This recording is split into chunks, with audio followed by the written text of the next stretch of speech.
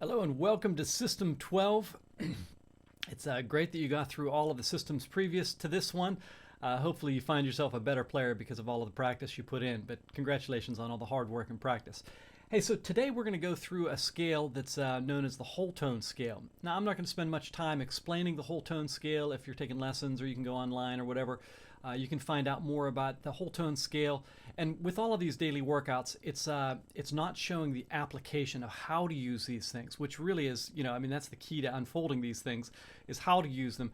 But part of being able to play guitar is just the physical ability to be able to play. So knowing where your dot patterns are, having worked through all of that, so that you have some muscle memory, you have some technique built up, and you actually know the dot pattern. So, just knowing about the how you can use the whole tone scale doesn't help you, just as just knowing the whole tone scale and not knowing how to use it doesn't really help you much. But having knowledge of what the whole tone scale is, where it's used, and then having the physical ability to use it, and then practicing those skills over real applications, playing over augmented chords or, 7♯5 chords or something like that.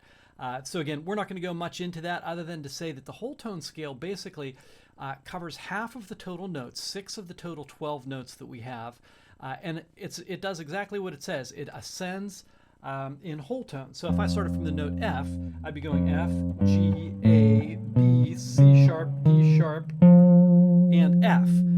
So a 6-note scale. It's a weird spelling for the scale. Just like the diminished where you get an extra note in the scale, so you have to name notes in an oddball fashion. It's the same as this, you have to skip a note. But we're going to play for the first 3 weeks of this, we're going to play the whole tone scale simply in a position play. And this is a really great way to do this.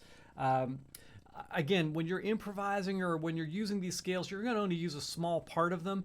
But for what we're going to do, we're going to actually go through the entire scale so that you see the full dot pattern. And hopefully, because it's a symmetrical scale, you'll see how, it just transposes up the neck. So incidentally, when I say that, what I mean by that is if I take the scale and I go up every 2 frets, it's all the same scale. So I literally could play the whole tone scale. Or just like I did. But we're going to play it in a single position, and it's going to start off like this. It's going to be 3 on a string, 2 on a string, 3 on a string, 2 on a string, 2 on a string, and 3 on a string. And I could make it 3 on a string, 2 on a string for all of these. But I think most players sort of see it this way. All right, so I'm going to show you how the exercise will go. It'll go like this. Double the note.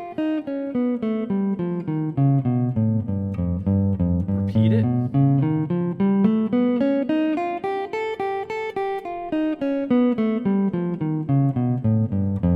Then you're going to go up a half step. It sounds like Debussy or any dream sequence that you hear in movies. They always use this one.